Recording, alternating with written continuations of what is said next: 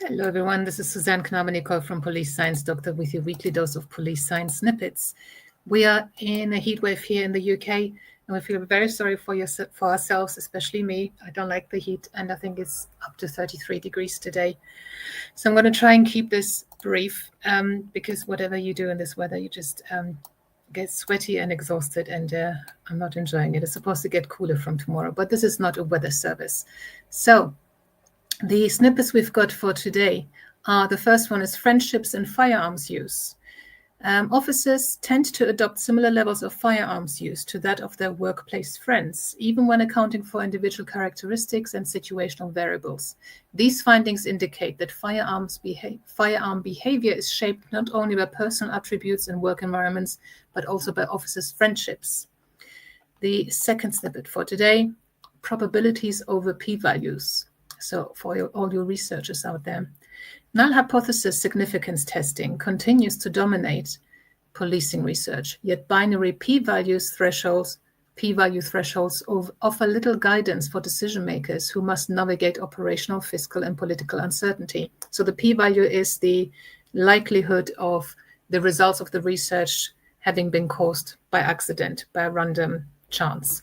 If the probability of that is less than 5%, then we're saying it's statistically significant. But they're saying here that, this binary thing, we have this threshold of 5%. But what does that actually mean? And these research are suggesting a new way of assessing whether something should or should not be adopted. Rather than ask whether a result is statistically significant, this new approach focuses on whether the evidence is strong enough to justify proceeding, adjusting, stalling, or scrapping the policy or program. They call that PASS. Proceeding, adjusting, stalling, or scrapping.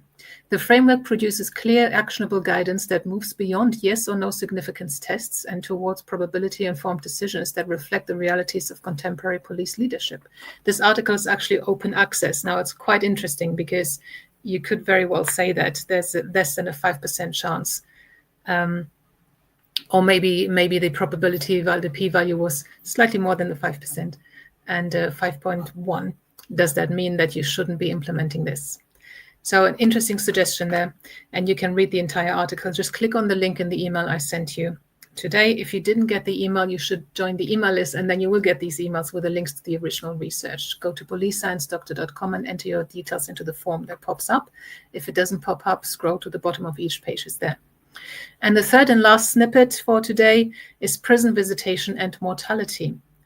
Prior research suggests that in-person visitation while incarcerated has many benefits for re-entry, including protective effects for health outcomes such as post-release mortality. This study found those who received more total visits, in person or via video, had lower risk of all-cause post-release mortality and survived longer after release. However, neither the rate of in-person visits nor the rate of video visits was significantly associated with mortality. Here's that p-value.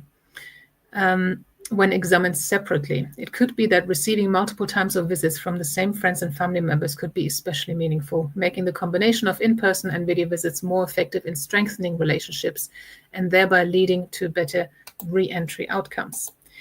So these were your 3 snippets for today. Each week there's 3 more, and these snippets, because I didn't explain the beginning because I was whining about how hot it is, are little bits of information that I've extracted from research findings in the fields of police research, evidence-based policing, and so on. And I think they're actionable in some way, and hopefully you find them useful as well. So I'm hoping it's going to cool down soon, but I'll see you soon.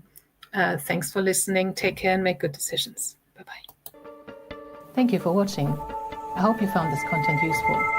You can get access to each episode's transcript with key learning points, timestamps, and references if you get yourself onto my mailing list. Just go to the main website on policesciencedoctor.com, and on the bottom of each page you will find a sign-up form for notifications of new content. Just enter your first name, your preferred email address, and the type of organization you work for. You will not get any spam.